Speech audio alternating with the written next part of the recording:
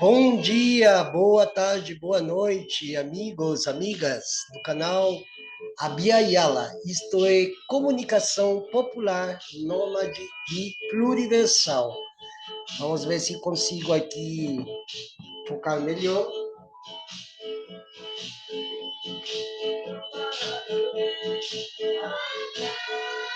Aí, agora está melhorando. Bom, o tema de hoje é sobre propriedade. E antes disso, eu quero fazer um pequeno prefácio sobre o que eu vou falar agora, né? Nós estamos vivendo o século da defesa do território. O século XXI, agora a partir do segundo decênio do século XXI, nós estamos vivendo e devemos viver a defesa do território. A defesa do território, ela está intimamente à defesa da terra. A terra que produz os frutos, que mantém seus filhos, suas filhas, para que eles reproduzam na vida nesse planeta em que nós estamos. Isso aí é uma lei natural, irretorquível, indeferível, irreclinável. Ninguém pode ir contra as leis da natureza. As leis da natureza são as leis próprias. São suas próprias leis que se constituem por si mesmas, a lei, inclusive, ou as leis que fazem com que a nossa vida orgânica, material, também seja parte desse meio, desse entorno, dessa natureza, desse planeta, desses biomas, dessa biota, dessa nave espacial que, embora poluída e contaminada, ela ainda é o lugar que nos alberga, é o nosso lar, no sentido possível grego da palavra. O sentido de lar é um sentido de comunidade. A casa, aquilo que você chama de casa, é apenas o frontispício, é apenas aparência, mas a aparência nem sempre constitui o real. E a defesa do território é a mesma coisa. O território é aquilo que compõe a nossa territorialidade como pessoas que se sentem, que permanecem permanecendo e se sentem pertencida. Eu sou sendo, pertenço pertencendo e permaneço permanecendo. Esse seria, inclusive, uma espécie de um adágio, de um lema para para traçar, para desenhar a luta pela terra e pelo território. E eu vou mostrar agora, seguindo inclusive o curso das tenebrosas situações que nós todos somos testemunhos, inclusive através da rede Instagram, passa muitas notícias que não são veiculadas nas grandes mídias e até mesmo nas médias mídias, né, as meias mídias, né, essas mídias progressistas, não falam sobre a questão rural, o que está acontecendo de fato no campo brasileiro. É uma verdadeira guerra, um verdadeiro esbulho, tenebroso esbulho, a fim de retirar as poucas famílias que ainda produzem alimentos. Eles se autodenominam o homem rural. O ruralista, ele se denomina uma espécie de um agricultor. Aqueles que fazem parte, inclusive, da Frente Parlamentar Agropecuária, inclusive eu vou passar uns vídeos aqui para vocês verem. Essas pessoas não têm as mãos com calhos, com bolhas, não, porque eles não trabalham. Quem trabalha a terra é o homem rural, é o homem e a mulher rural, que põem os pés descalços na terra, na superfície da terra. Esses que se autodenominam agricultores, eles não são agricultores. Eles são o senhorio, é a casa grande. É a casa grande, contemporânea, é a escravidão contemporânea, é a servidão voluntária contemporânea, coagida, cooptada, que trabalham também para esses aí, dessas frentes parlamentares, desse tal de invasão zero que saiu agora, que não é de agora. Começou aqui na Bahia, aqui onde estou, na Bahia. Você sabia disso? Vou mostrar aqui algo para vocês. Tá vendo esses bilhetes aqui? Isso é resultado de 2 meses ganhando na Loto Fácil. Eu resolvi colocar minha cara e mostrar para você. E foi lançada hoje a Frente Parlamentar da Invasão Zero, que é composta por 200 deputados e senadores, com o objetivo de combater a insegurança jurídica e violência no campo. A instalação desta Frente Parlamentar Invasão Zero, ela que é composta por deputados e senadores e também pela sociedade civil organizada, por inúmeros sindicatos rurais, e nós não permitiremos mais a insegurança jurídica e também a violência no campo. Hoje, com a presença do nosso sempre presidente Jair Bolsonaro, e por que do convite? Pelo sucesso na sua gestão referente principalmente ao combate dessas invasões. Algumas coisas que foram feitas pelo nosso governo que levou a segurança no campo, a tranquilidade, a paz, até mesmo o aumento da produtividade. Qual paz? No campo, aos produtores rurais. Paz para quem? Paz para quantos?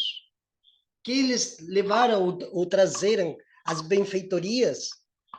Para quem? Quem é que está realmente, quem é que usufrui das benfeitorias desse suposto homem de campo, que não é do campo? Vamos lá, eu vou mostrar um pouco mais, ainda tem os vídeos, muita paciência, que nós vamos deter em alguns aspectos importantes para a gente entender como funciona a questão do direito à propriedade e o direito à terra. Vamos lá. Isso aqui é indispensável que as pessoas tenham esse conhecimento, principalmente os parentes. Por quê? Porque eu vejo muita confusão pelas redes sociais, eu vejo muita discussão banal, trivial, pelas redes em WhatsApp, onde as pessoas falam coisas sem ter o mínimo de conhecimento de causa. E mesmo um conhecimento legal sobre esse aspecto jurídico que constitui a luta pela terra e pelo território, que não é de exclusividade deles. É exclusividade do povo, dos povos, aliás, de todos os povos que compõem essa grande gleba que chamam de povo. Isso aí tem que ficar muito claro, pessoal, é básico. Mas vamos lá que chegamos lá. Os produtos rurais, nós tivemos, em grande parte, o sucesso da nossa economia e também a segurança alimentar. E a gente precisava ter esse reforço importante de uma frente parlamentar específica para tratar do direito de propriedade, e é isso que os nossos parlamentares vão estar investigando, vão conseguir acompanhar cada uma dessas questões fundiárias do país. E esta frente parlamentar da Invasão Zero vai cumprir o papel de defender o pilar da economia brasileira, que é aquele ligado à produção no campo. Pequenos, médios e grandes produtores que vem sofrendo. Aqui tem 3 balelas. A questão da segurança jurídica, na questão fundiária, a questão da segurança alimentar, que é outra balela. Eles não produzem alimentos, eles produzem derivados da soja para alimentar animais. Lá na China, a China é a maior compradora, né? A China é a maior subsidiária da soja brasileira, dos grãos, né? Ele não produz comida para o brasileiro, comida. Sabe o que é comida? Aquilo que a gente vai no supermercado, a gente que vai nos hortifrutis, frutas, legumes, que a gente poderia plantar nos pequenos espaços onde a gente está, como eu faço aqui em casa, plantar um tomatinho, plantar um chuchu ali fora. Alimentos e comida é a comida com a qual as propriedades químicas desses alimentos produzem vitalidade orgânica. E quanto mais saudáveis esses alimentos, maior é a possibilidade, ou haveria, ou deveria haver possibilidades de a gente ter uma longevidade sadia, de não precisar, inclusive, dar dinheiro para a indústria farmacológica, ou criar a indústria dos hospitais e clínicas privadas. Então, não tem segurança alimentar. Eles não produzem comida. Quem produz comida é o pequeno agricultor rural. Esse que produz alimento que eles mesmos comem. Quem produz tomate, para produzir tomate, tem que colocar o pé descalço na terra. Ah, mas hoje em dia tem ferramentas novas, tem tecnologias. Beleza, nada contra. Pode usar, inclusive, para facilitar a produção de tomates. Agora, que a produção de tomates gere conflitos para ver quem produz mais tomate, quem produz menos, quem está tomando supostamente a minha terra porque eu não consigo produzir mais tomates, isso é outra coisa. Isso aí é politicagem, isso aí é sacanagem, isso aí é balela, tudo que eles falam. A questão da invasão é uma questão histórica. Quem invadiu aqui foram os portugueses, já começa aí. Já começa ali. E os portugueses que vieram para cá, se eles bem vieram em busca de ouro e prata, mas eles encontraram terras propícias para quê? Para a monocultura, para depois ter cana-de-açúcar, café, cacau.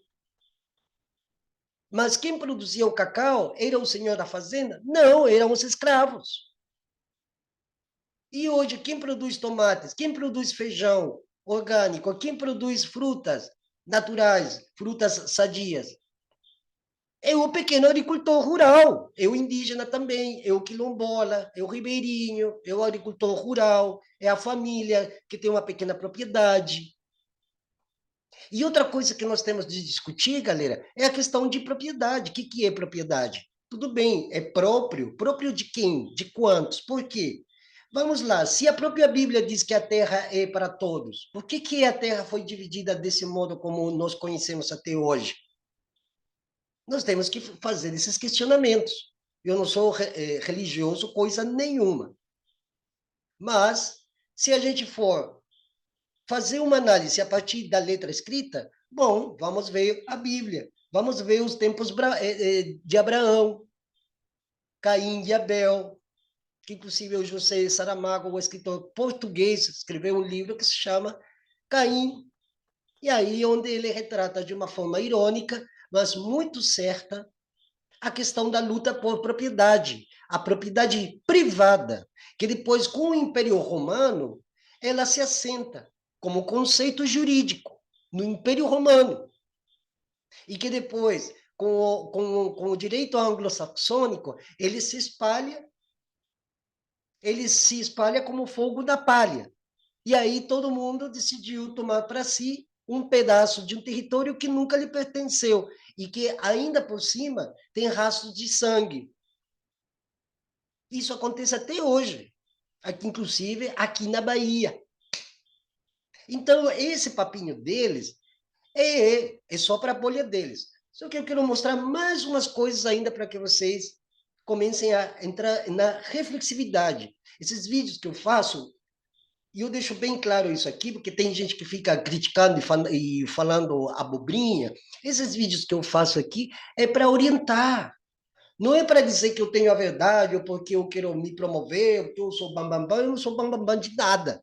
E para que vocês entrem em reflexão, e ainda por cima, eu coloco todos os dados e todas as coisas que ainda a gente vai falar aqui, vai ficar na descrição do vídeo. Para quê? Para que você mesmo clique em cima e leia.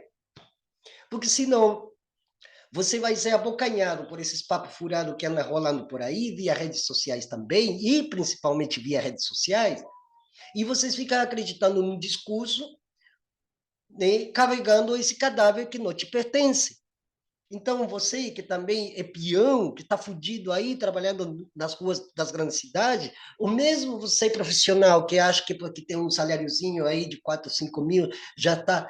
Não, você está sofrendo riscos também de perder o teu território, principalmente hoje com a especulação imobiliária nas grandes zonas urbanas. Vamos lá que a gente vai chegar nisso. Que vem sofrendo, e o outro lado dessa moeda, que são os abusos, os crimes, as extorsões, os crimes cometidos pelas lideranças desses grupos sem terra em cima dos mais humildes. Isso aqui é balela. Crimes. Crimes de quê? Crime de quê?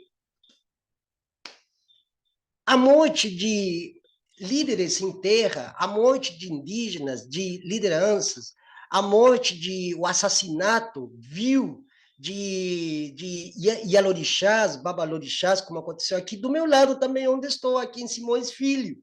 Lembra da morte daquela famosa Yalorixá por causa também de terra, de território para especulação imobiliária? A briga que tem com o padre Júlio Lancelotti não é por causa de briga também imobiliária? Então, não, isso aqui não é um assunto novo. E eu quero mostrar outro vídeo aqui para vocês, para ir nos adentrando no tema de maneira tal que, pelo menos de forma parabólica, vocês compreendam onde que a gente quer chegar. Já se passou um aqui, agora...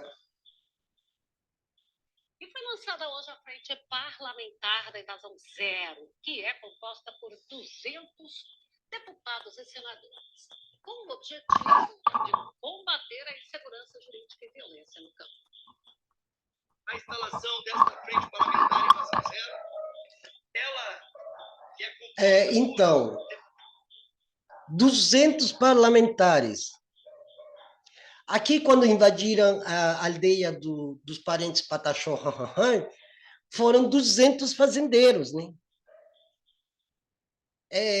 Napoleão e seus 100 soldados, que agora são 200, né? Agora eu vou mostrar outro vídeo. Esse aqui é um pouquinho mais longo, mas para chegarmos na centralidade do tema que estamos tratando, claro. Bom, e a gente vai conversar com Anderson Aguiar, é uma liderança do agronegócio e especialmente quando se trata da segurança jurídica sobre o direito de propriedade. Anderson, boa tarde. Boa tarde, Fabélia. Boa tarde a todos os nossos amigos aí do Sucesso do Campo. Quando a gente fala de segurança jurídica do direito de propriedade, nós estamos falando de algo que é sagrado e sacramentado pela Constituição. Mas, na realidade, não é isso que a gente está vendo. Qual que é o objetivo? O que é que vocês estão fazendo esse movimento? Que movimento é esse do Invasão Zero?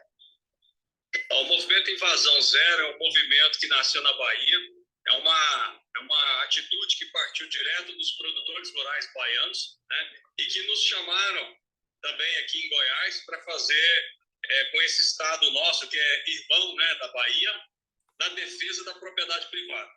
Nós estamos hoje trabalhando contra as invasões do MST. A Bahia tem padecido, né, pela inércia do governo do estado da Bahia, pela falta do cumprimento da lei, né, e pelos atos terroristas do MST que tem invadido as propriedades Aí, na ó. Bahia, não só na Bahia, mas ao redor. Novamente a questão dos movimentos terroristas. Então, é a paranoia macatiana, né? Antes primeiro foram os marcianos, no início do século XX, com o escritor H.G. Wells, quem falou sobre a Guerra dos Mundos, né? Escreveu um livro, possível tem um filme também, para vocês verem. E eu vou lá pesquisar e eu vou colocar para vocês assistirem. Tem o livro do H.G. Wells, História dos Mundos, que eram de dois mundos que se confrontavam e um ia invadir o espaço dos outros. E, por um acaso, isso aqui acontece na cidade de Nova York, que vai ligar, inclusive, com uma outra coisa que eu vou mostrar aqui, que é o livro do Friedrich Engels, A Origem da Família da Propriedade Privada, né? Que ele fala sobre os iroqueses, que são os povos originários do que hoje conhecemos como Nova York, que também foi usurpada, foi destruída, a ilha foi desmatada de uma forma violenta e agressiva, né?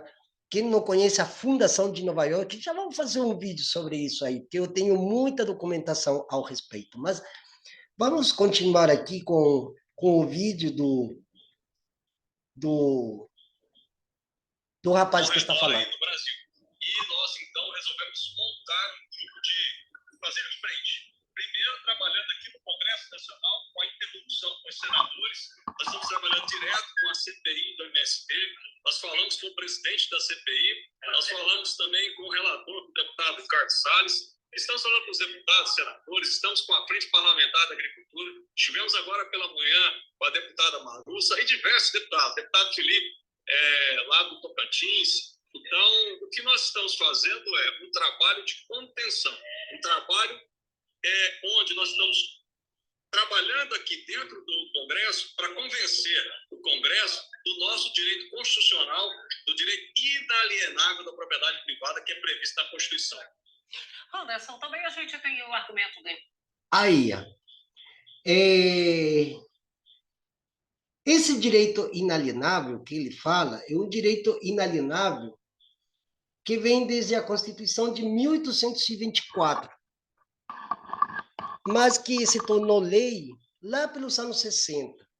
Já vamos chegar ali. O direito à propriedade tem várias questões, mas antes de parar nisso, eu vou mostrar para vocês uma coisa que eu quero que vocês vejam, porque tem algo também que as pessoas sofrem muito aqui, que se chama falta de memória. Já não é memória episódica, clínica, situação que tem se tornado tema da clínica psicanalítica, inclusive. Não, aqui nós estamos falando de memória coletiva, memória histórica coletiva, que é algo gravíssimo que acontece em alguns países, como, por exemplo, o Brasil. Aqui, as pessoas perdem a memória muito rapidamente. Mas, para refrescar, eu quero mostrar uma notícia para vocês do ano passado, quando uma parlamentar da Frente Parlamentar Agropecuária, de origem catarinense, né, falou que haveria um banho de sangue. Isso foi em setembro do ano passado. Vou compartilhar aqui a tela, certo? Para que a gente veja junto esse fato, que inclusive foi denunciado pelo site, que é um meio de comunicação também, o canal De Olhos nos Ruralistas. Eu vou compartilhar aqui isso. Vou diminuir aqui a tela, para ver se a gente pode ver juntos, certo? Aí, ó. De olho nos ruralistas. Ó, a fala de Carolina de Tone sobre banho de sangue ganha repercussão jurídica. Então, nós vemos aqui, ó, ela também fazia parte dos CACs, né? Bom, aqui fala sobre a PIB, né? Teve o deputado Túlio Gadelha, da Rede de Pernambuco, que defendeu, teve um excelente posicionamento, muito ético, de denunciar, de chamar a atenção na época, né, de todo o sistema jurídico para investigar essa mulher, porque é criminosa, é uma fala criminosa. Dizer em público que você vai matar alguém ou vai tentar aniquilar a vida ou a vida de uma comunidade, seja ela quem for, consubstancia crime e crime dentro do direito penal. Mas, então, e aqui eles falam, né? As falas violentas e ameaçadoras da deputada Caroline de Toni, PL Santa Catarina, durante uma coletiva de imprensa promovida pela Frente Parlamentar Agropecuária, FPA, em 27 de setembro, isso aqui foi o ano passado, geraram uma reação imediata do movimento indígena e de membros do Congresso.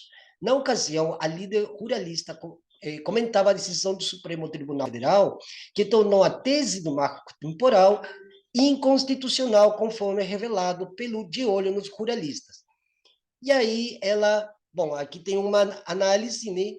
Já fala sobre entrar com uma ação, uma representação no Ministério Público, e eu não sei em que acabou isso aí, mas aqui nós podemos ver, por exemplo, a fala dela. A decisão do marco temporal, que vem relativizar a propriedade privada e gerar uma imensa segurança jurídica no campo, ela vai trazer um banho de sangue no campo brasileiro.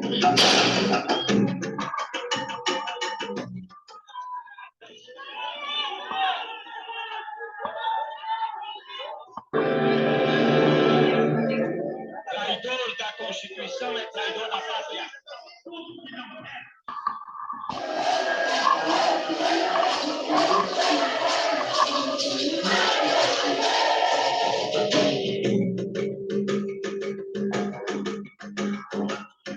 Ontem nós não tivemos votações e deliberações nessa casa. Hoje nós não tivemos e não vamos ter. Amanhã nós também não teremos. E isso é uma obstrução. Aqui é a casa que representa o povo brasileiro, não o STF usurpando o papel do parlamento. E aí eu apresentei, junto com os demais colegas, nós já estamos concluindo as 171 assinaturas, a PEC do equilíbrio dos poderes. Ele precisa perceber que os laudos antropológicos que deram origem à pseudo-demarcação de terra foi uma encomenda de Maonde na mão de vigaristas. Não foi os índios que pediram. Tem 200 anos de manobras para que as terras estejam sempre disponíveis para o mercado. Se isso for favorável aos ruralistas, a gente vê assim que é o genocídio, porque a gente já lutava com os brancos têm arma de fogo, né?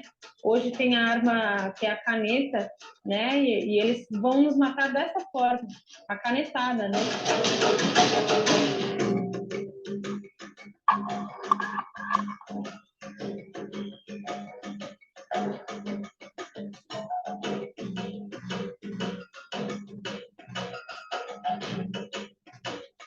Então, no meu estado de Rondônia, nós temos... E é isso, pessoal. Isso aqui eu queria trazer, inclusive vai ficar na descrição do vídeo, o site de Olho dos Ruralistas. E vamos lá, eu quero mostrar agora algo que precisa ser lido e entendido, né? Existe uma lei que eles reclamam, que é a Lei 4.504, de 30 de novembro de 64, perdão. Deixa eu aqui eu compartilhar a tela, porque às vezes fica difícil tentar fazer duas coisas ao mesmo tempo. Aqui, ó. Isso. Então, aqui eu vou compartilhar a tela com vocês e a gente vai dar uma repassada, assim, muito por cima, porque se eu for ler toda essa disposição constitucional, o vídeo iria ficar um pouco mais extenso. Mas, então, e eles defendem isso, inclusive já vai passar isso no vídeo, mas antes de passar o vídeo, eu quero mostrar, primeiro, essa lei dispõe de terras, sobre o Estatuto da Terra e de outras providências, em função de novas figuras jurídicas que ingressaram após o começo da ditadura militar. Então, quer dizer que mesmo com esse dispositivo que eles hoje alegam se defender, ou seja, com essa lei 4.504, eles querem, é como se eles estivessem querendo retornar a um tempo, né? Eles têm saudade de um tempo onde eles podiam fazer o que eles bem quiserem, porque não tinha nenhum órgão que regularize ou tente neutralizar a fome de abocanhar terras, né? E eu sempre utilizo o termo abocanhar, porque é aquela bocona grande, né? Que abocanha, que é mais e mais e mais, e ela engorda, mas ela quer mais, e quanto mais se engorda, mais quer. Então, a lógica dos ruralistas, a lógica desse modelo de colonização é justamente usurpar terras, ocupá-las, se assentar nelas e depois acusar os outros de invasão, que o que está acontecendo agora com esse grupo Invasão Zero, que agora se tornou, desde o ano passado, aliás, se tornaram bancadas, já existe o boi, a Bíblia e a bala, e tem um recurso que seria o grupo armado dessa extrema-direita, oligárquica, ruralista, que é a tal de Invasão Zero. Se a gente for fazer também uma leitura psicológica, desde o ponto de vista freudiano, seria exatamente uma projeção psíquica do que eles são, querendo transferi-la aos outros. Aos outros quem? Aos setores mais miserabilizados e empobrecidos do país. E num país onde nunca houve reforma agrária, porque aqui nunca houve nenhuma agrária reforma, né? Vamos a invertir também os conceitos. Não houve reforma agrária porque não houve uma agrária reforma, ou seja, agrariamente, o modelo de produção de alimentos ficou atrelado a uma questão do século XIX, que são as commodities, que antigamente se chamava de matérias-primas, e depois, eufemisticamente, se torna uma palavra bonita, que eles gostam, né, de decorar as palavras, né? Então, eles chamam de commodity, né, que é uma palavra, inclusive, inglesa, né? A esse modelo eles querem retornar. É o modelo na qual toda a extrema-direita da América do Sul quer retornar, né? Um modelo agroexportador lá na Argentina, agora com o novo presidente Milei, o modelo de vitivinicultura do Chile, das fazendas do século XIX, né? Também grande parte da Argentina, né?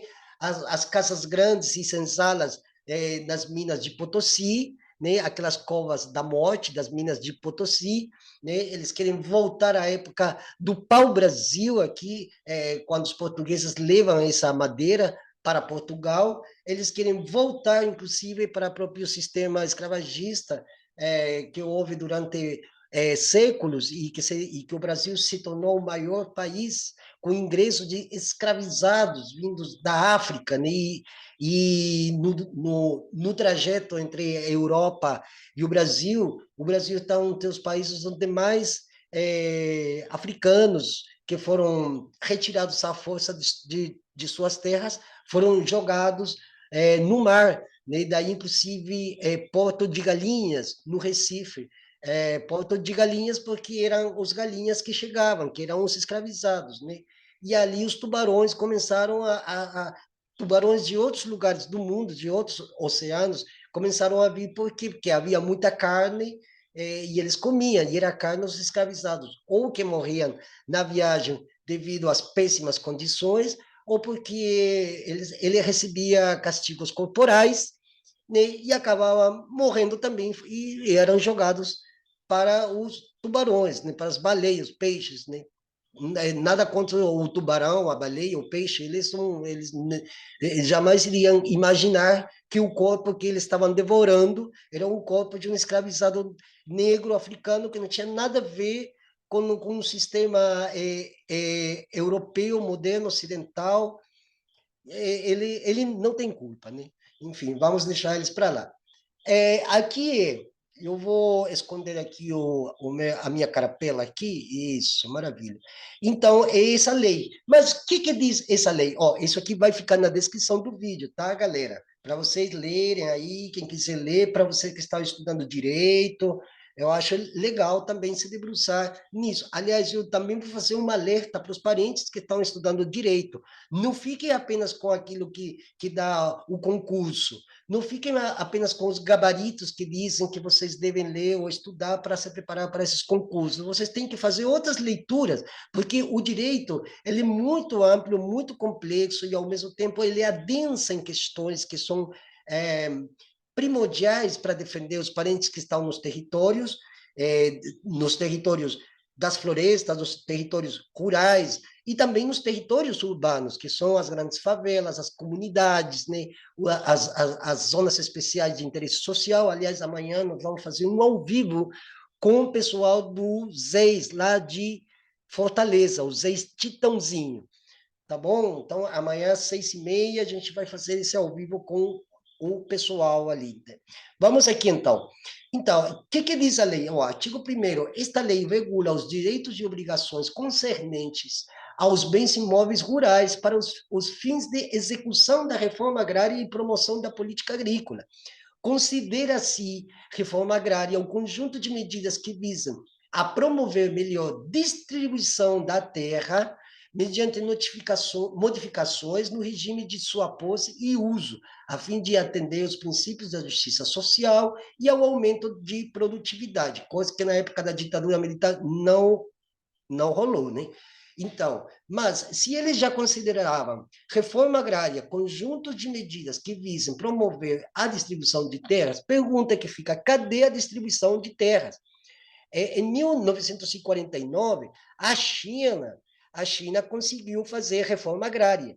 Qual foi a reforma agrária deles? Exatamente, justamente foi a distribuição equânime das terras, não igualitárias, equânime, ou seja, se estipulou tantos hectares ou tantos acres de terra por população devidamente já censada, né, e reconhecida. Então, essas pessoas ganharam de forma comunitária terras para quê? Para produzir alimentos. Então, uma parte, logicamente, iria para o Estado centralizado, mas grande parte possível da produção ia para a própria comunidade. E o sentido de comunidade na China não tem nada a ver com a perspectiva ocidental. Comunidade na China são os cantones, canton.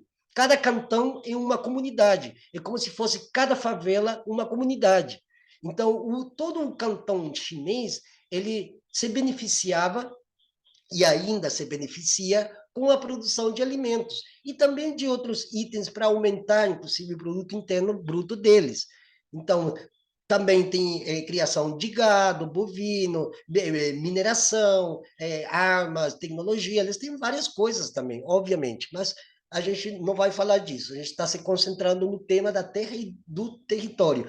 Então, no Brasil não houve reforma agrária, aliás, nos países da América do Sul não houve reforma agrária, quase nenhum país, né? Nós vemos a Argentina, quem já conhece o Chile, quem já foi para a Colômbia, sabe que todas as terras têm um sentido de propriedade privada. De onde que vem essa propriedade privada? Essa propriedade privada vem, historicamente, desde a conjunção que houve entre a Igreja Católica e o Império Romano, desde os primeiros séculos da história, né? Então, é necessário também compenetrar na história para entender isso. Só que isso aí também me levaria muito mais tempo poder explicar de forma mais detalhada, né? Então, mas é desde lá, por quê? Porque a Igreja Católica, e vale ressaltar isso aqui em tempos de fundamentalismo religioso, a Igreja Católica também ela é subsidiária, fiduciária e consuetudinária de bens e imóveis em muitas partes do planeta, se não em todo o planeta. Primeiro porque o expansionismo catolicista, ele foi inclusive até as beiradas dos bretões, lá, né? O que hoje é País de Gales, Escócia, Irlanda, tanto aí que houve justamente muitos conflitos devido ao choque de subjetividades metafísicas que conflituavam entre si. Mas, atrás disso, o vício desses conflitos também tinha a ver com a toma de terras, de territórios, expulsar comunidades. Inclusive, na história da Irlanda, existe a separação da Irlanda do Norte e a Irlanda, né, com capital Dublin, mas que isso foi fruto de uma divisão de bolo territorial até hoje injusta e mal resolvida e dúbia. Isso não sou eu que estou falando, existem muitos historiadores que falam sobre a questão, inclusive, territorial das duas Irlandas.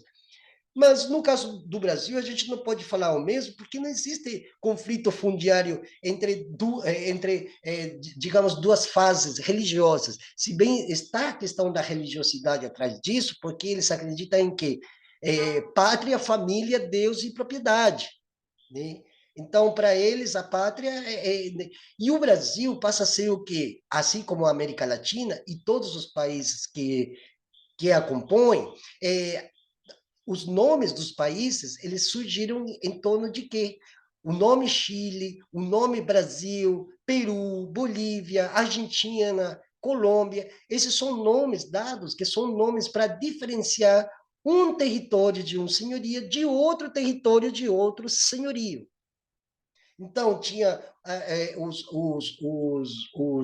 soberanos conquistadores espanhóis e tinha os portugueses. E eles foram os primeiros a disputarem essas terras. Então, de quem que vai ser a Colômbia? Não, é minha. Não, eu vi primeiro. Beleza, fica...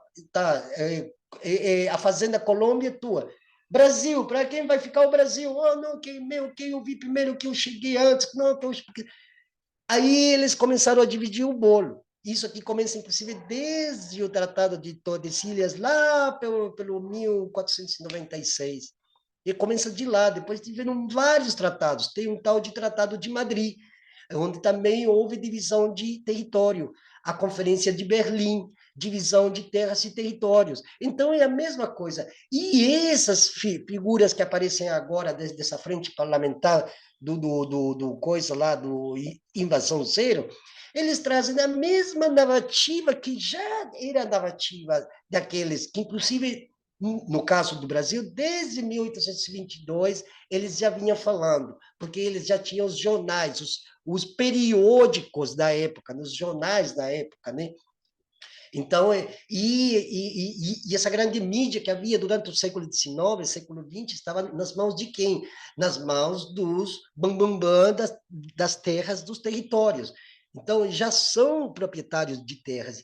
E a Igreja Católica é a maior proprietária de bens imóveis em muitas partes do mundo. Algumas foram, digamos assim, permutadas ou reembolsadas, mas a maioria ainda, as igrejas, tem regiões como a Praça da Sé, todo o centro extensivo da Sé, ali em São Paulo, é da Igreja Católica, todo o centro extensivo de Salvador é da Igreja Católica, o solo pertence a ela, né? A fundação de São Paulo começou com o quê? Com uma usurpação de terra e um esbulho, né? Na cara dura, um esbulho na cara dura. Isso aqui agora é nosso, São Paulo é de Piratininga, e foda-se quem perdeu, porque para que alguém ganhe, alguém tem de perder, né? E como não houve reforma agrária, até por um desconhecimento da história, então nós temos esses conflitos até hoje. No artigo 2 dessa lei, ela diz: é assegurada a todos a oportunidade de acesso à propriedade da terra, condicionada pela sua função social nas formas previstas nesta lei. A propriedade da terra desempenha integralmente a sua função social quando, simultaneamente, favorece o bem-estar dos proprietários e dos trabalhadores que nela labutam, assim como de suas famílias, mantém níveis satisfatórios de produtividade, assegura a conservação dos recursos naturais, observa as disposições legais que regulam as justas relações de trabalho entre os que a possuem e a cultivam, e depois tem o parágrafo do dever do poder público, que é promover e criar as condições de acesso do trabalhador rural à propriedade da terra. Trabalhador rural é aquele que sabe mexer na terra, aquele que sabe plantar, que sabe colher, que mesmo que tenha um trator, ele pode ter até uma trilhadora, uma trilhadeira, que chama aquelas máquinas enormes, né? Pode até ter, mas ele tem que ter minimamente o perfil de um trabalhador rural, não porque se diga, mas estamos no século XXI, o trabalhador rural não vai estar igual como naqueles história em quadrinho da Mônica e o Cascão. É claro que não, gente, pelo amor, claro que não. Mas o produtor rural, na sua concepção, ele é aquele que produz o quê? Alimentos para que outros organismos vivos possam se beneficiar e com esse benefício haja também uma utilidade da terra, que é o que eles chamam de função social. Eu tenho minhas críticas bastante pertinentes ao conceito de função social. Aliás, eu tenho muitas críticas ao direito romano. Se eu fosse começar lá por Ulpiano, Justiniano, Celsius, Vinícius, Quíquero e a porra toda, a gente levaria um século discutindo, mas é necessário fazer a crítica ao direito. Por quê? Porque a questão indígena é, de fato, uma crítica direta ao direito de propriedade, ao direito romano, né? a como têm sido formulados mediante as teses econômicas, Código Florestal, Código de Mineração, né? O Estatuto da Terra, isso aí tem que ter um criticismo, nós temos que criar, inclusive, um grupo de críticos do direito, porque esse mesmo direito que dá o aval para que esses grupos como Invasão Zero, né, se ensenhoreiem das consciências e das terras e dos territórios e dos nossos próprios corpos, eles, além do mais, eles se ensenhoreiam dos grandes poderes, eles estão nos grandes poderes e abrem as portas e as janelas, para não dizer que abrem as pernas, para o grande capital estrangeiro, em forma de lobby.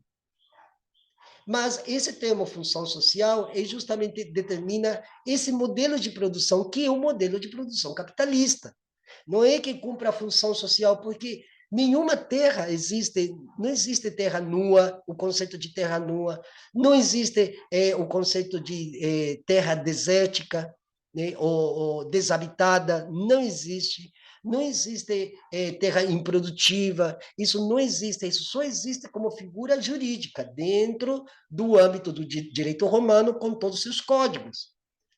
Ele só pode existir ali. Mas, já que a guerra é da caneta contra a flecha, vamos ter que fazer a crítica à caneta e aquilo que a caneta escreve. Então, tudo pode ser utilitarista. Mas na visão dos povos indígenas e dos afro-indígenas e dos quilombolas, não existe, a terra é sagrada. Mas eles também dizem que a terra deles também é sagrada, só que essa sacramentalização que eles têm é meramente econômica. É meramente econômica. A sacralidade ou a sacralização das terras, dos territórios, dos elementos que a compõem, para os povos indígenas, para nós indígenas, no geral, quase toda a Biayala, ou América Latina, é a mesma cosmogonia, a mesma cosmovisão, praticamente, ela é sagrada em tanto que espírito. E o termo espírito não tem o mesmo significado que o espírito para os romanos. O espírito para nós, ele vem das entidades, e as entidades são aquelas que estão do nosso lado e da qual nós temos um convívio com elas. Por exemplo, uma árvore. Por que a gente defende as árvores? Só porque dá sombra? Isso é um pensamento utilitarista. Não, a gente defende a árvore, sim, porque também dá sombra, frutos e tal. Mas nós defendemos a árvore porque a árvore é componente da terra. Quando uma árvore é derrubada, quem sofre é a árvore, todos os organismos vivos ou micro-organismos, a terra sofre e o ambiente em geral sofre. Tudo que o homem consegue fazer contra ela, se volta contra ele. Se volta contra nós, inclusive, que não somos destrutores de árvores. Eu nunca derrubei uma árvore na minha vida. Nunca tive coragem, nem para matar uma galinha para comer. Porque a sacralidade da terra para os povos indígenas não está regrada por uma lei, por uma legislação, pelo direito romano, pelo direito à propriedade, pelo direito constitucional, pelo direito penal, pelo Código Civil. Ela é regrada pela nossa própria pertença a ela. E a luta que estabelecemos, que é a luta que, inclusive, eu faço aqui desde a comunicação, é a luta justamente para tentar elucidar essas coisas que são indispensáveis para as pessoas saberem. A sacralização para eles, para esses invasão zero, essa frente parlamentar agropecuária, esses 200 deputados, senadores, para eles é meramente econômica, eles não têm alguma relação espiritual com a terra, nenhuma.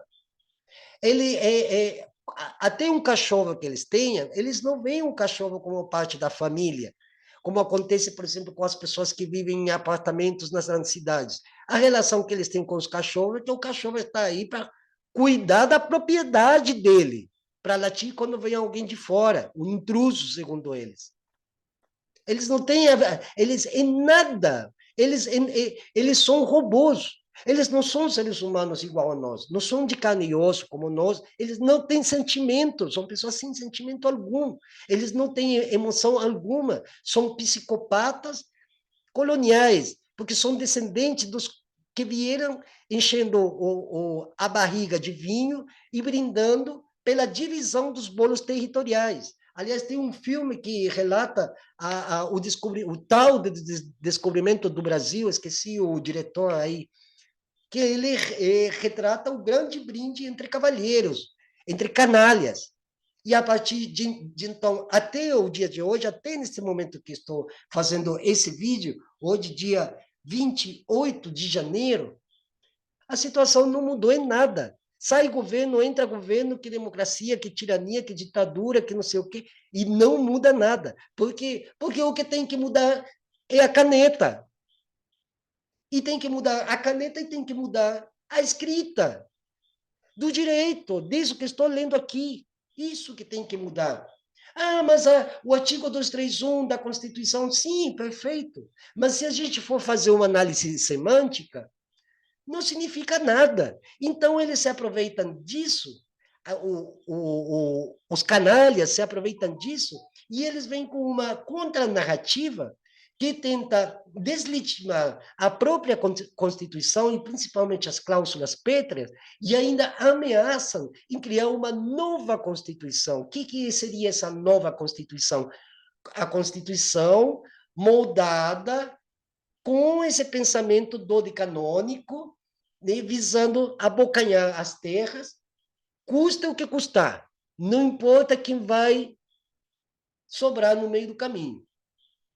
Então, os crimes, os assassinatos, as perseguições das quais que nós estamos vendo, são exatamente a consequência desse modelo de discurso, amparado pelo direito, pelas leis, embora a lei está muito bonita, do jeito que está, tem muita coisa aqui que vale a pena ler, né?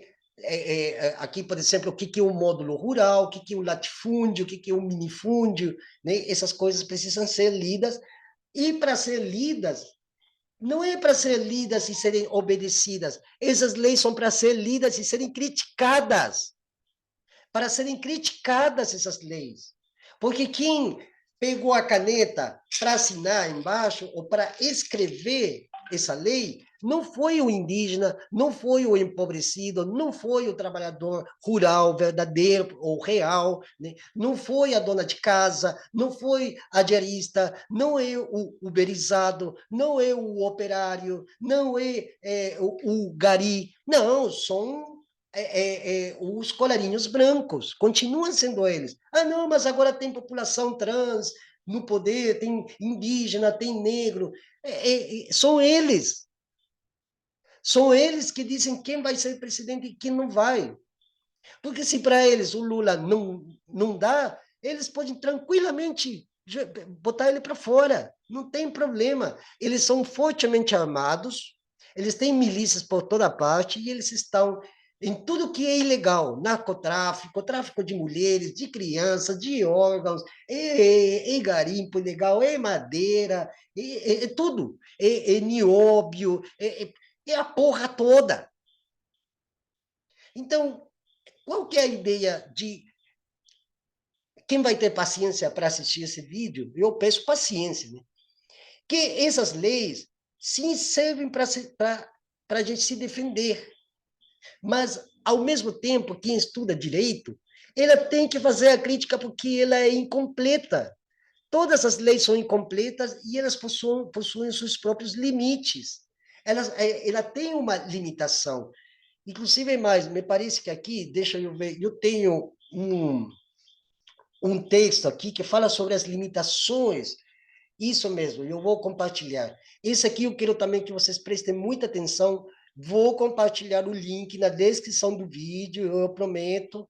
Né? Esse aqui é uma edição especial que eu estou fazendo aqui, porque é necessário falar dessas coisas, galera.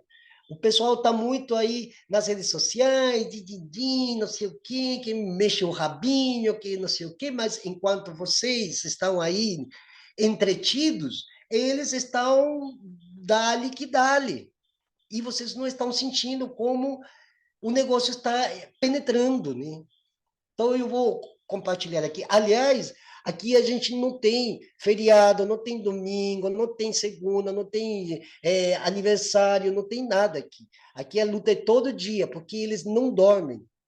Enquanto vocês dormem, eles estão pensando como foder a vida de vocês.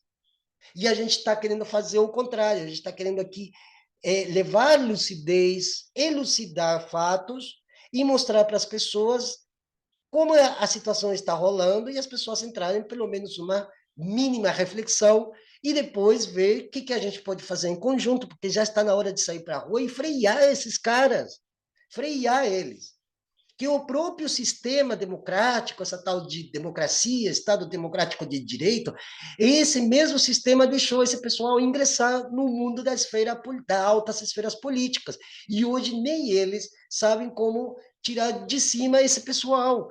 Eles mesmos fazem as mutretas, e é como o livro do Stevenson, do Robert Stevenson, o Dr. Jekyll e Mr. Hyde. São tão parecidos o Frankenstein com o seu médico, com aquele que arquitetou ele, que depois se confunde de tal maneira que a gente não sabe quem é o Frankenstein e quem é o médico e o monstro. Então, por isso que... Desculpa. Por isso que a gente faz esse tipo de encontros pelo canal, e é para que vocês compartilhem, para que vocês comentem, para que vocês curtam, ajudem também ao canal. Aliás, o canal é muito grato. Nós já ultrapassamos os 500 inscritos. Vocês não imaginam o que significa para um canal tão pequeno, para uma pessoa como eu chegar a 500 inscritos, nem eu estou acreditando. Mas isso aqui não tem nada de meritocracia, não. Isso aqui aconteceu e acontece graças a vocês e a ajuda também de vocês. O Pix pequeno, nem que seja 5, 10 pila, já ajuda a gente. Ajuda por quê? Porque a gente tem que ler, a gente tem que pesquisar, tem que ver arquivos históricos, tem que preparar um script, tem que pagar a internet, tem que comer, tem que viver. E isso aí produz o quê? Produz um tempo para a gente poder levar ou trazer um pouco de conhecimento e um pouco de lucidez para que vocês tenham seus próprios insights. E entre todos, como eu disse antes, pensar o que fazer para peitar, pelo menos para neutralizar esse monstro que é o Dr. Jekyll e o Mr. Hyde da nossa contemporaneidade. Então, aqui tem um artigo da Jus Brasil, que fala justamente sobre as limitações ao direito de propriedade, né? O direito de propriedade, sem dúvidas, é fundamental para garantir a circulação de riquezas, bem como a segurança jurídica. Todavia, a concepção desse direito atualmente não mais possui o caráter absoluto que ele tinha no Estado liberal. Portanto, odiernamente, o direito de propriedade é flexibilizado a fim de serem privilegiados outros direitos e princípios de relevância equiparada, tais como a função social da propriedade rural e urbana, das grandes cidades também, proteção do meio ambiente, defesa do patrimônio histórico, artístico e cultural, entre outros. Ou seja, não é mais a época do regime feudal, onde o senhor era o plenipotenciário, era o pequeno Deus, o pequeno anjo do seu território, né? Nas escaramuças dos pequenos castelos medievais, né? E onde o rei não fazia porra nenhuma porque tinha o seu servo que plantava, mas que ainda tinha direito a ter uma pequena propriedade e se alimentar com aquilo que ele produzia, mas os excedentes e alguma parte da produção iam para os senhores feudais, que, para variar, nunca trabalharam, porque esses daí da frente parlamentar não trabalham. Se eles trabalham, trabalham pensando em como foder a vida do outro, mas eles não vão para pôr as mãos na terra, plantar uma semente, colher frutos, eles não vão para isso, né? Então, é a velha história que se repete, e agora, com esse tecnofeudalismo, a situação tende a piorar. Por quê? Porque a gente fala de tecnologia, a tecnologia não é somente celular, notebook, computador, redes sociais, não. E também os aparelhos ideológicos que estão atrás das tecnologias que são produzidas por quem? Por uma elite mundial que produz tecnologia com a moral que eles se impõem que seja. Então, é esse tipo de moral que nós vivemos. Estamos usando o WhatsApp, o Windows, Baidu, aplicativo de celular, não sei o que tal. Tudo isso tem um aparelho ideológico atrás. E não é essa ideologia que eles falam de ficar adoctrinando crianças. Não, é a ideologia dodicanônica, onde tudo é modo de produção capitalista e tudo deve gerar lucro só para alguns e os outros que vão ver navios, se é que ainda existam navios, né? Então, nesse texto aqui, que é da Jus Brasil, ele fala sobre isso, mas também fala sobre a relativização desde a perspectiva de que a terra e o território devem ser compartilhados, ou seja, o princípio de solidariedade, que já é previsto constitucionalmente. Então, se relativiza, e essa relativização é até afirmativa. Por quê? Porque propõe, inclusive, para nós pensadores, ver de que modo o conceito de solidariedade entraria, inclusive, em um certo diálogo com esse diálogo religioso que eu comentei desde o início. Se na própria Bíblia diz que a terra foi feita para todos, que foi feita, não sei, para que todo mundo viva em paz, feliz, contente, pleno, não sei o que tal, pois bem, não aconteceu isso mesmo com aqueles que escreveram aquela letra minúscula chamada de livro das Sagradas Escrituras. Não está acontecendo isso, e nunca aconteceu. Aliás, como eu já falei antes, desde o Império Romano que se afirma o direito, que é o direito a quê? O direito à propriedade, o direito a ser, é um direito ontológico. Eles eram e eles são aristocracia, ou o que outros chamam de castas, ou aqui a elite econômico-financeira e cultural, enfim, são eles que ditam as regras, e quem gosta bem e quem não gostar, né, ame-o ou deixe-o, que era o lema, inclusive, na época da ditadura militar brasileira, e que é positivista, ou seja, torna tudo um pragmatismo só. Ah, você não gostou da ideia? Então, hoje eles te cancelam, te lixam pela internet, por aí vai. Antigamente, você não gostava, você tinha que fazer o quê? Bom, na época da ditadura, você tinha que pegar um avião e fora do Brasil, ou fora de quaisquer dos países que vivemos ditaduras militares. A mesma coisa, você não gostou de como são as regras do jogo, então pega teus monos, ó, e vaza, né? Esse é o sentido positivista, que é pragmático. Não gostou? Então você não é dos nossos, você não é dos meus, né? E aí vão se criando bolhas, e nisso de criar bolhas, se fragmenta a luta e, ao mesmo tempo, se fragmenta a interpretação de aquilo que supostamente as pessoas lutam. Então, quando a gente traz um elemento indispensável, que é o conhecimento, a partir dessa letra escrita, a gente deve fazer o trabalho de fazer uma exégese, de fazer uma interpretação própria. Porque muitos estudantes aqui, às vezes que vão estudar direito, inclusive parentes, só ficam com as ideias que são passadas na academia, mas eles não vão pesquisar outras coisas. né?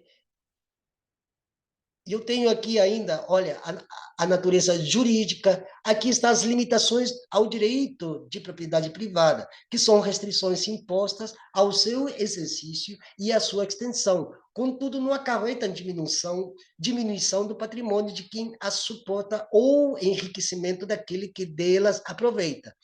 De acordo com Cunha Gonçalves, um estudioso jurista brasileiro, podem ser classificadas em limitações de interesse público que visam beneficiar a coletividade em detrimento de eventual abuso por parte do proprietário e limitações de interesse privado, que têm por escopo conciliar interesses entre particulares. Quem são os particulares? Quais são os interesses particulares? Os interesses da Frente Parlamentar Agropecuária e seus acólitos, seus séquitos. É interesse dele. Eles têm esse papo, não, que nós pensamos nos pobres, nos miseráveis, da população brasileira. Eles tampouco, eles estão cagando e andando. Eles querem somente poder, dinheiro, lucro, e foda-se. Eles não estão nem aí nem para o cachorro deles, né? Então, nós vivemos uma oligarquia rural, né, com um pensamento medieval, imperial romano, né, atualizados com as novas tecnologias, né, e fazendo uma interpretação às avessas do que está escrito já como lei e também como cláusulas constitucionais, né? Então, aqui, e ele mostra, esse texto aqui foi o melhor texto que eu achei, e eu vou compartilhar, novamente falo, na descrição do vídeo, para vocês entenderem qual que são as limitações, inclusive, das próprias falas dessas figuras. Aliás, ainda eu vou passar mais uma parte do vídeo aqui, porque ficou uma coisa ainda no ar, né? E eu me adiantei um pouco com essa... porque é um vídeo de 11 minutos que fala sobre o movimento Invasão Zero, mas é bom ouvir esses canalhas aqui, a ver o que eles falam. Do MST, quando ele fala que está invadindo terras improdutivas. Acontece que a gente não acha.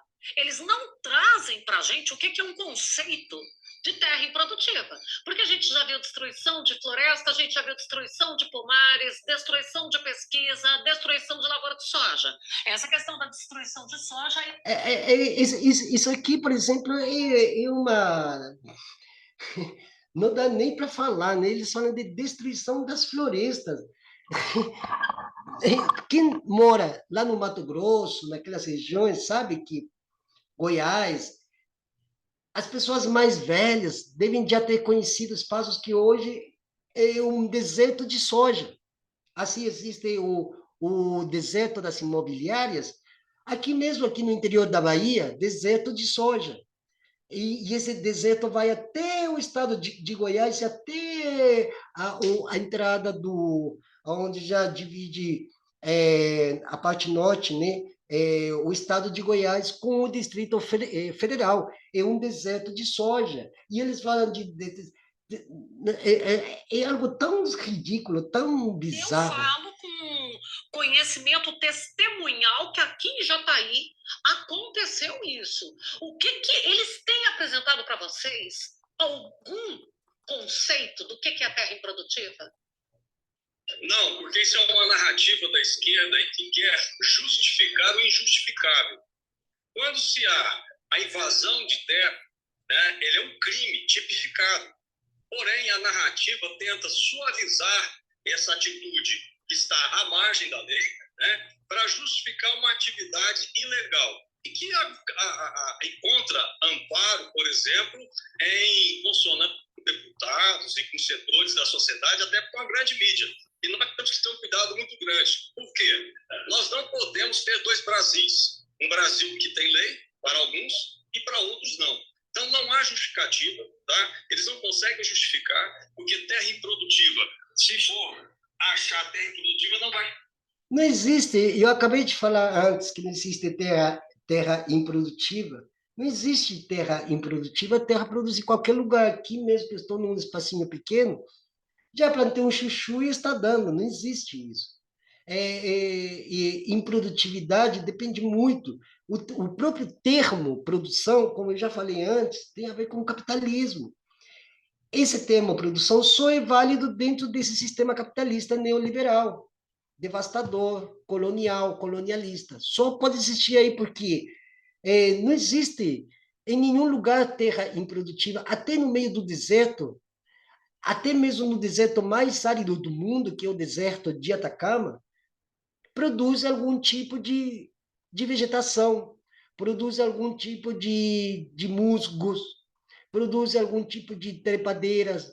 E embaixo dessa superfície desértica, se bem tem que perfurar 2.000, 3.000 metros de profundidade, tem água. Então, onde tem água, tem vida. E a maior parte do planeta é o quê? É água.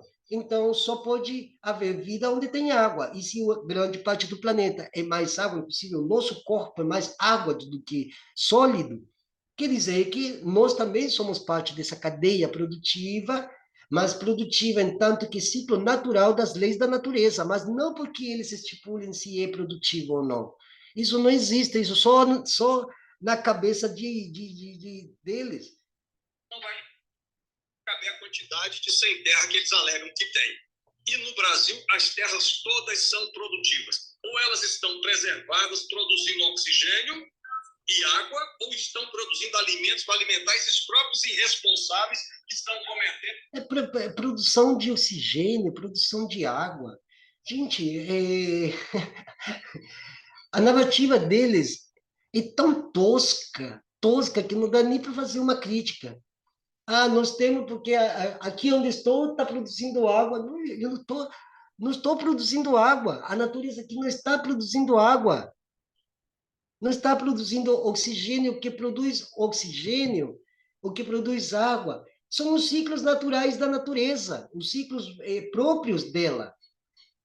Então, se no lugar esquenta muito e a água evapora, e nesse vapor se converte em chuva, em nuvens, cirros, cúmulos, nimbos e tal, e essas nuvens são carregadas de água que vão viajando através do espaço a céu livre, né, na atmosfera. Não é produção de água, não existe produção. A gente não produz oxigênio. Nós somos consumidores de oxigênio. Nós somos consumidores de água, mas não somos produtores de oxigênio nem de água. A gente não produz oxigênio. O oxigênio que produz são as relações físico-químicas ambientais da Terra.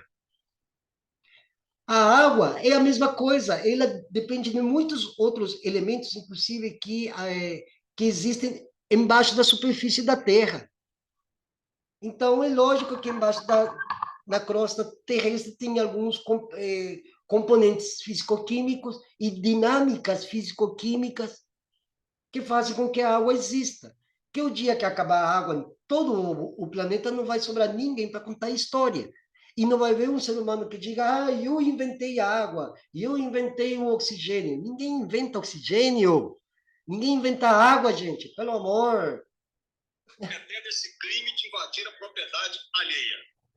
Existe algum levantamento no Brasil para saber o quanto de produção tem desses assentamentos que já foram realizados por ocasião do MST, essas invasões que depois foram legalizadas e tal, para saber se houve produção ali dentro, quem é que está morando lá, porque aqui em Jataí tem um assentamento que, de acordo com os especialistas, é a prova de que assentamento, que essa reforma agrária não funciona.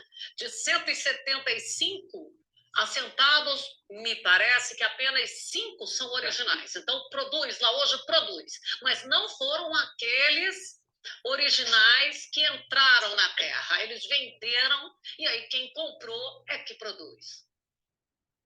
Fabélia, existe. Eles podem até ter razão nisso, que se chama arrendamento. Mas isso aí depende muito do espaço. Dentro de uma TI, não é permitido o arrendamento de terras.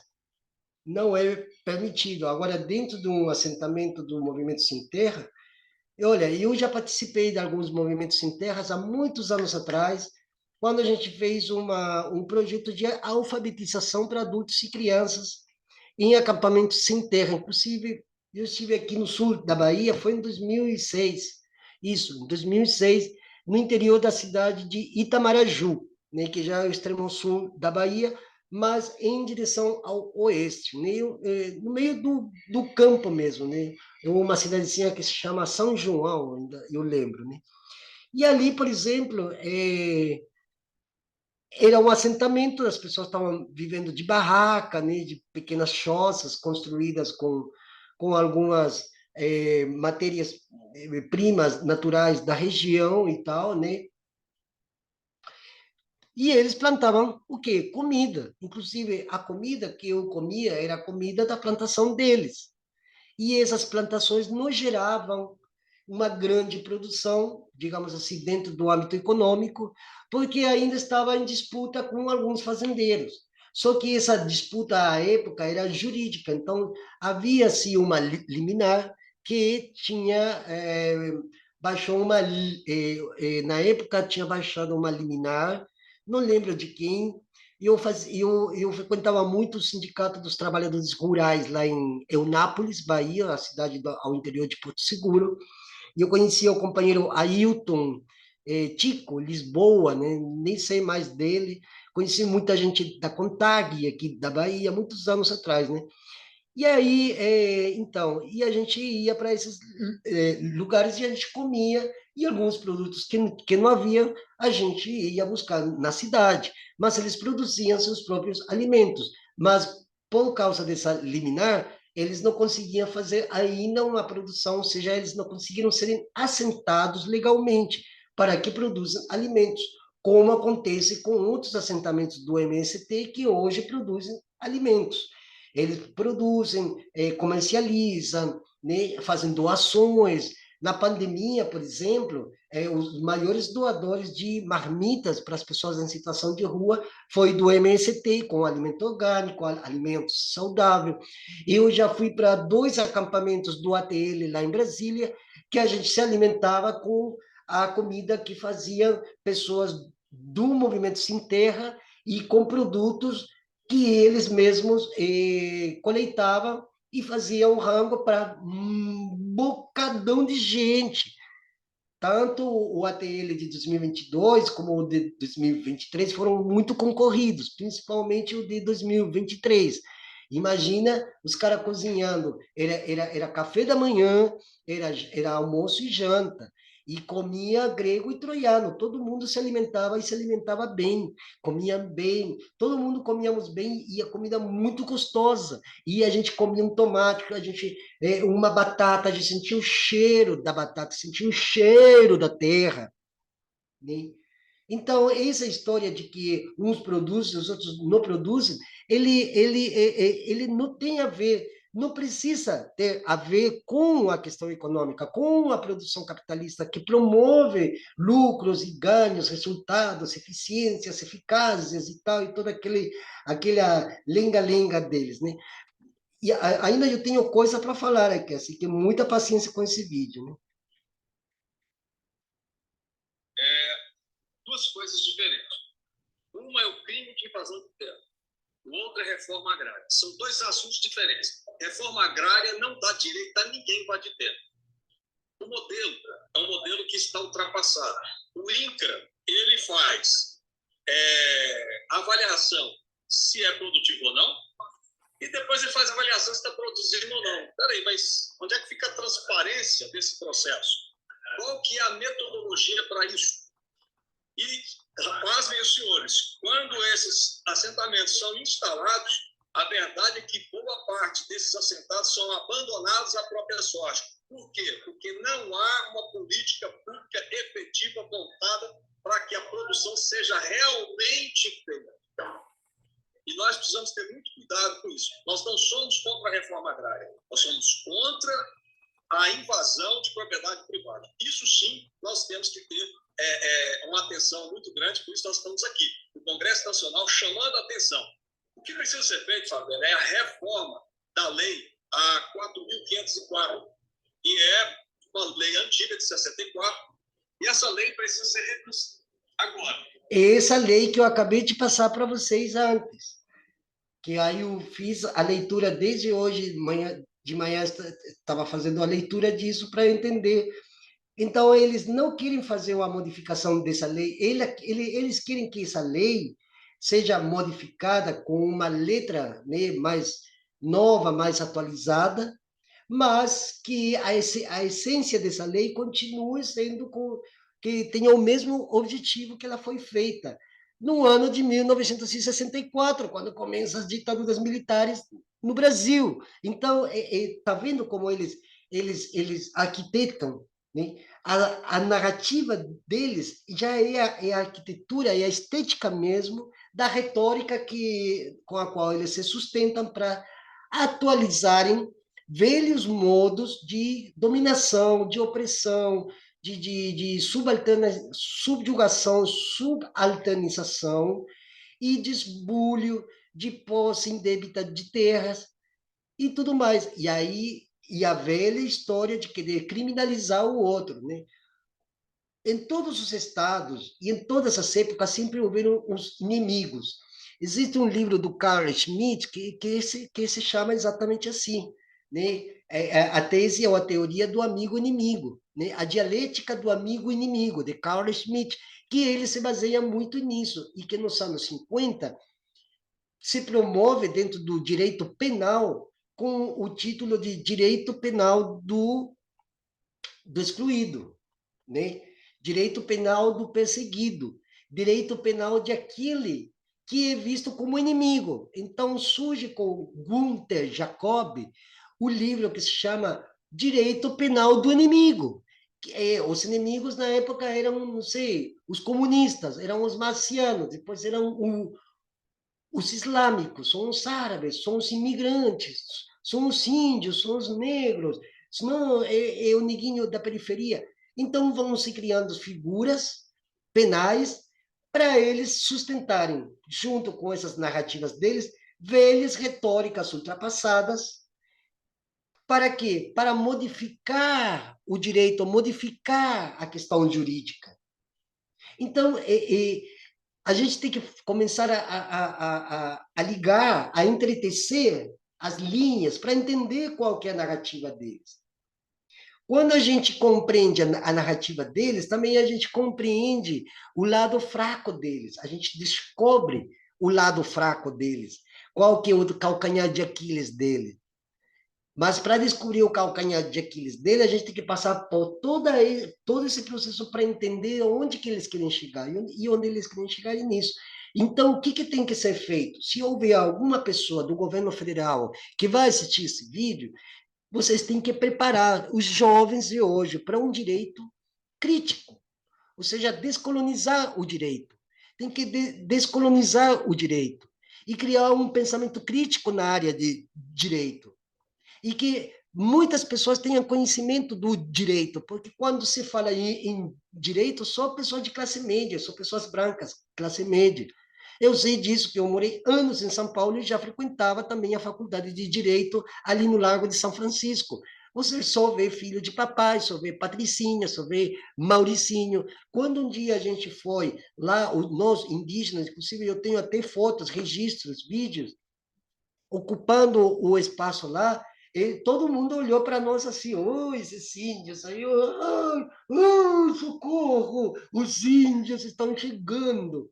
Que é um monte de Patricinho e Mauricinho que não faz porra nenhuma da sua vida, que papai e mamãe bancam uma faculdade de Direito. Não vai o pobre, favelado, fudido, o gari, não vai o hippie, não vai o artesão, não vai o indígena, não vai o quilombola estudar Direito. Aliás, por que eles têm que sair das suas comunidades para estudar Direito nesses lugares embranquecedores? Eles têm que estudar Direito na sua comunidade. Você que é professor, professora de Direito, já deveria tomar vergonha na cara e começar a ir para as aldeias, a informar as pessoas qual é o seu direito. Ir para a favela, né? Tem que ir para as comunidades, tem que ir para as zonas rurais, tem que ir para os presídios, tem que ir para todos os... Porque essa história, eu sou professor constitucional de Direito, tá, beleza, ninguém vai tirar teu mérito. Mas você tem que sair da zona de conforto e levar isso que a gente está tentando fazer com tanto esforço e com menos conhecimento que vocês, claro, mas esse é o trabalho do professor. O professor está para educar, educar dentro e fora da sala de aula. Então, professores e professoras de direito têm que sair da zona de conforto e ensinar as pessoas onde acaba seu direito, onde começa e onde acaba. Se é que o direito acaba. Agora, só é possível aqui na Casa de Leis. E outra coisa, a nossa função aqui é sensibilizar tanto os deputados, todos os deputados, e mandar um recado claro para o governo. O governo precisa se posicionar. Ele precisa se posicionar em relação a esse crime que está acontecendo. Ou ele trata isso como crime, ou nós vamos fazer um enfrentamento dentro do Congresso Nacional, nós vamos instalar, Fabélia, a frente parlamentar da Invasão Zero. O movimento Invasão Zero vai virar uma frente parlamentar. Já está se colhendo as assinaturas e isso já está posto, certo? E nós vamos alimentar a CPI do MST com todas as informações. Como é que funciona esse movimento nosso? Cada município tem um representante. E lá nós colhemos as informações de quem está financiando, quem é que está fazendo, quem é que está mandando. O que nós precisamos descobrir com a CPI do MST é quem financia esse tipo de crime. Isso precisa ser... Bom, aí ele já foi longe, né? Lembra da CPI do MST? E não deu em nada. Não deu em nada. Eles estão perdendo e, por ter perdido essa CPI do MST, eles perderam a possibilidade de ganhar um pleito muito importante para eles. Qual que era? A modificação das leis orgânicas sobre o Estatuto da Terra. Eles perderam. E, nesse sentido, João Paulo Stedley se deu muito bem, se saiu muito bem, deu uma puta aula para esse pessoal ali que também, além de sofrerem de obscurantismo medieval, eles sofrem de paranoia, porque o MST não vai expropriar, tirar a terra de ninguém, nenhum, inclusive quando você fazem retomadas indígenas, você consulta primeiro, previamente, e qual que é a situação dessa terra, como que está o cadastro, se ele está com dívidas na União, tem várias coisas, não é chegar e sair daqui, eu vou invadir a casa do vizinho, não existe isso. Isso aí é balela, pessoal. Você que é gari, você que é trabalhador, você que se fode todo dia para acordar cedo para ir trabalhar, para ganhar um salário michuruca, você é o maior prejudicado, porque os impostos de quem ganha menos são maiores do que quem ganha mais. E esse pessoal ganha muito dinheiro, e só nega impostos, só nega tributos, toma lá da cá, tráfico de influências, é um monte de coisa, pessoal. Vamos saber se vocês, né, entendem um pouco o que eu estou querendo dizer sempre naquilo que eu já digo, e que às vezes está oculto, mas precisam vocês terem a perspicácia. Bom, a gente sabe também que tem aquela situação em que tem um manipulador aí, que tem muita gente, que é aquele pessoal que fica nas barracas, vítima desses manipuladores, porque eles têm que pagar R$50 por mês cada um. Aí... Bom, aqui já está falando já essa história dessa dialética, amigo-inimigo. Então, eles são os nossos inimigos, porque eles fazem isso, porque eles planejam o outro, eles querem aquilo, eles querem lá, né? Então, mas ainda eu tenho algo aqui para compartilhar com vocês, além disso, que é um livro fantástico que vocês têm de ler. Tem de ler. E é o livro de Friedrich Engels. O Engels foi um dos que se debruçou muito bem sobre a questão da propriedade, da família, e ele também é interessante, porque vocês começam a ler o livro dele, e ele começa a retratar a vida, a sociedade dos iroqueses, né? Embora com algumas contradições, porque ele vem desde ele tem o pensamento, né,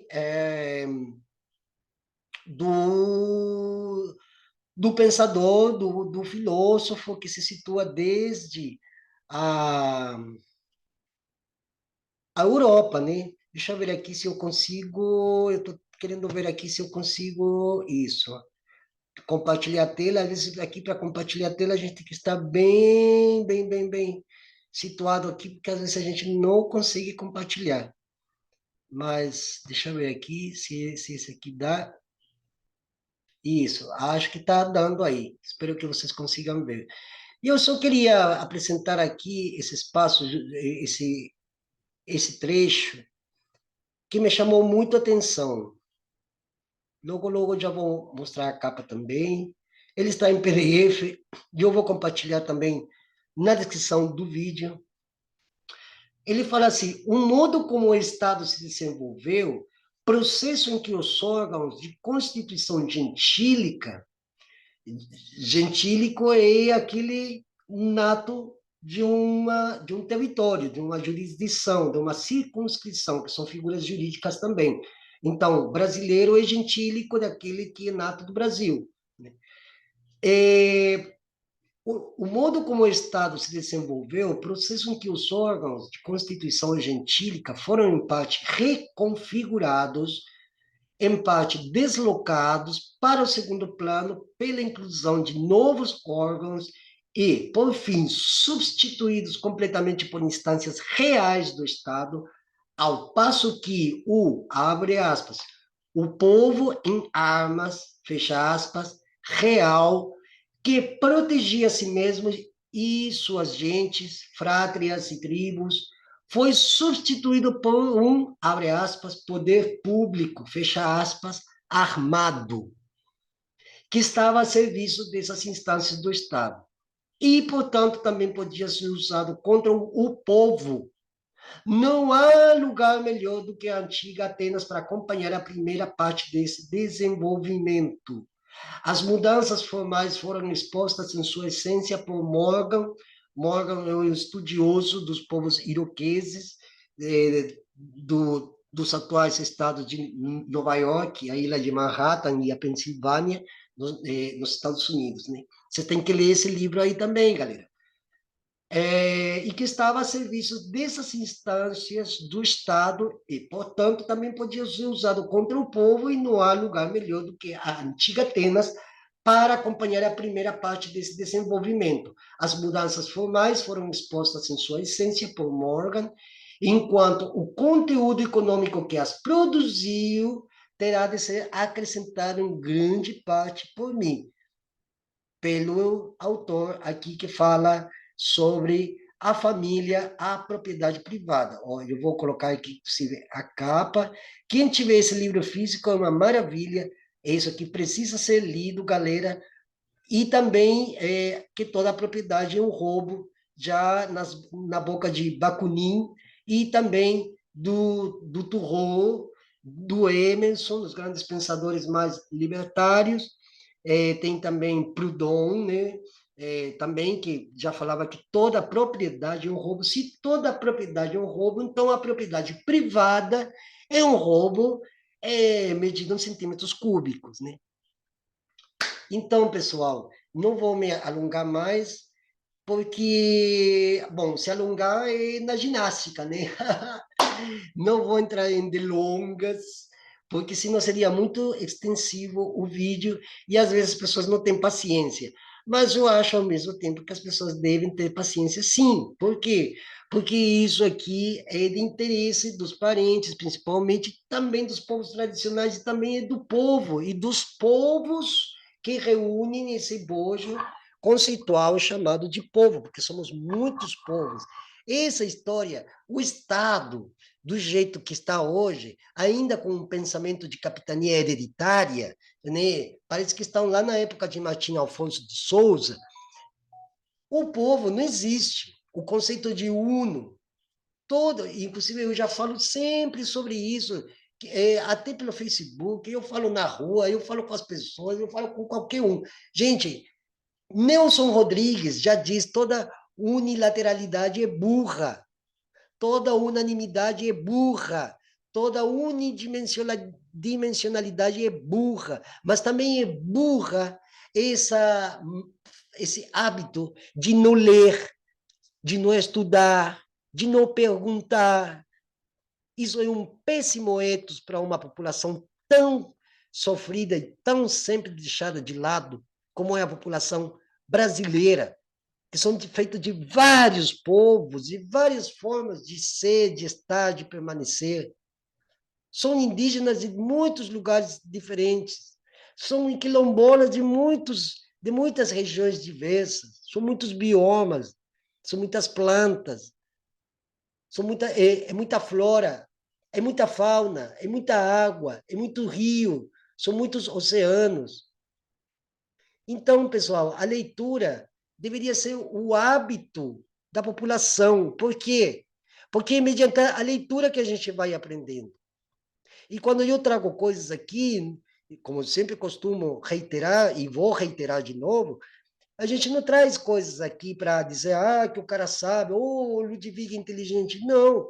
É para que vocês façam também suas próprias interpretações. Quando o povo começa a ler, eu vou citar, inclusive, a Escócia, que eu falei um pouco antes, porque a Igreja Católica também é proprietária de imóveis e de bens lá na Escócia, que tinha a família dos Stuart, que brigavam com a família dos Tudor, aquelas coisas todas deles lá, daqueles povos aí também, tudo causado desde que chegou o cristianismo romano nessas terras. A Escócia foi o primeiro país da Europa a ser alfabetizado. E eles foram alfabetizados por meio de quê? Das Santas Escrituras, da Bíblia que passavam aí dos religiosos. Aí as pessoas, de tanto ler a Bíblia, que se lia, que se discutia, e que isso, que aquilo, se o cara falou, se não falou, se é o profeta, se não é profeta. Um dia o povo se revoltou e começou a queimar as igrejas. E acabou a festa para todo mundo. Hoje a Escócia não é um país religioso, é um país laico. E é laico na subjetividade da população. E ninguém que diga ou diz acreditar em tal ou qual entidade sai por aí colonizando a mentalidade dos outros, como acontece nos nossos pobres e miseráveis países. Dia de domingo, 7 horas da manhã, estão lá. Eu venho falar para você da palavra de Deus. E às vezes as pessoas não têm o que comer dentro dessa casa. Então, crenças é parte da nossa privacidade. Não é parte do público. O que eu acredito ou deixei de acreditar não deve ser questão pública. A minha sexualidade não deve ser questão pública. Não pode ser questão pública, porque o ser humano tem suas singularidades, que é diverso de individualidade. Singularidade é cada um de nós temos uma singularidade específica. O jeito quando eu faço assim, quando eu falo assado, quando eu me disponho, quando às vezes estou alegre, quando estou irritado. Eu tenho os meus próprios trejeitos, os meus traquejos, todos nós temos, e isso traça nossa singularidade.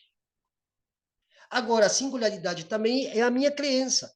Se eu acredito que a árvore é uma entidade e eu saio todo dia aí colocando vela para uma árvore, coisa que eu não faço, que eu acho ridículo, mas é parte da minha privacidade e ninguém tem nada a dizer com isso. E eu também não tenho o direito de colonizar a mente do outro, dizendo, não, você tem que colocar vela nessa árvore, porque se você não coloca, você vai para o inferno, ou para o limbo, ou para os...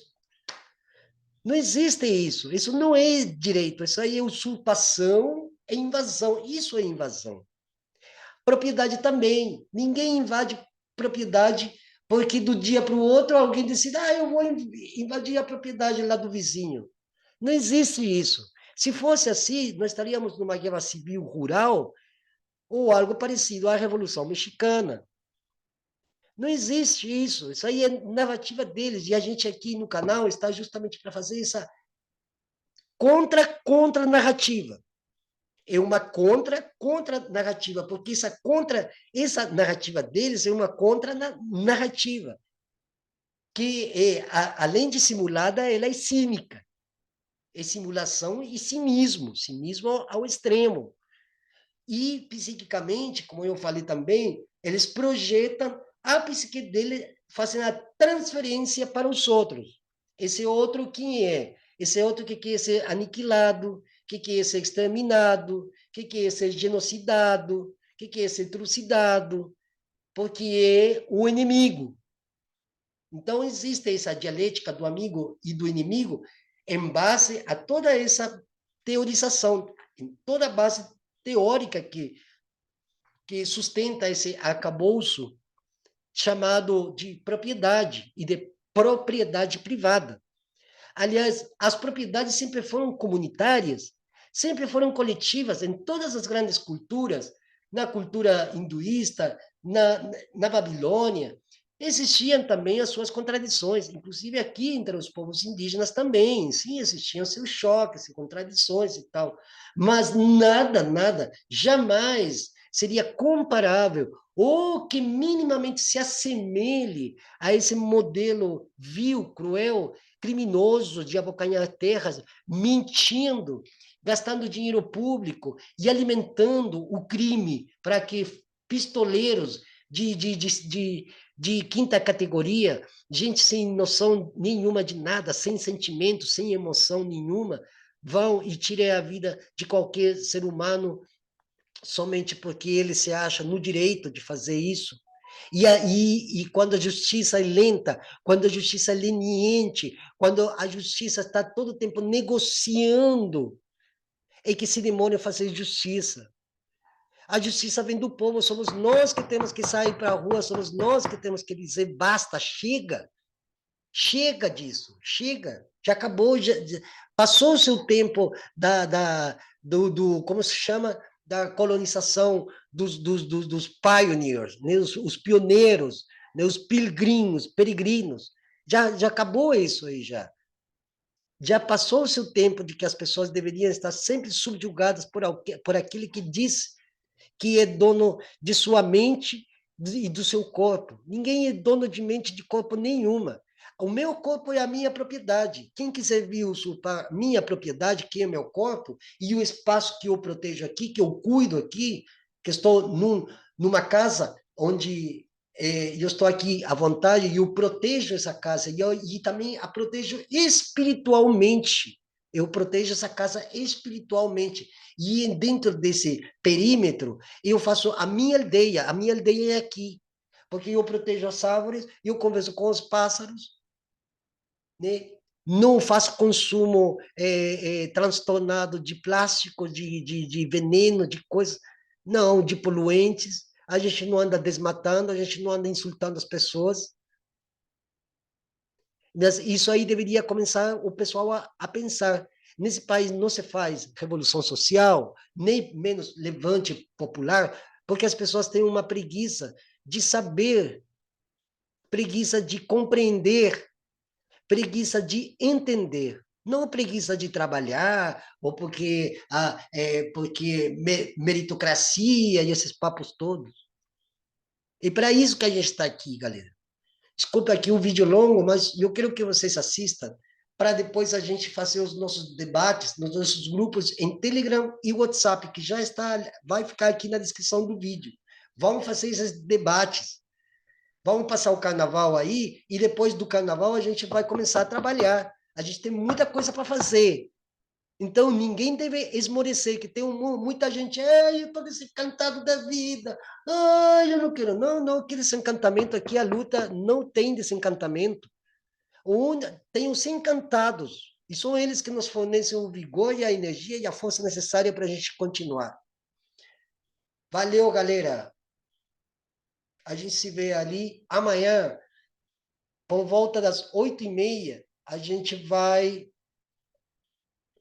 fazer um ao vivo com o pessoal da Zona Especial de Interesse Social, da praia do Titãozinho, perto do Mucuripe, do município de Fortaleza, da cidade de Fortaleza. Então, estaremos transmitindo ao vivo desde a cidade de Fortaleza. Beleza, pessoal? Valeu aí. Aueri, Auetekatu, Xaltumai, Marixiuel.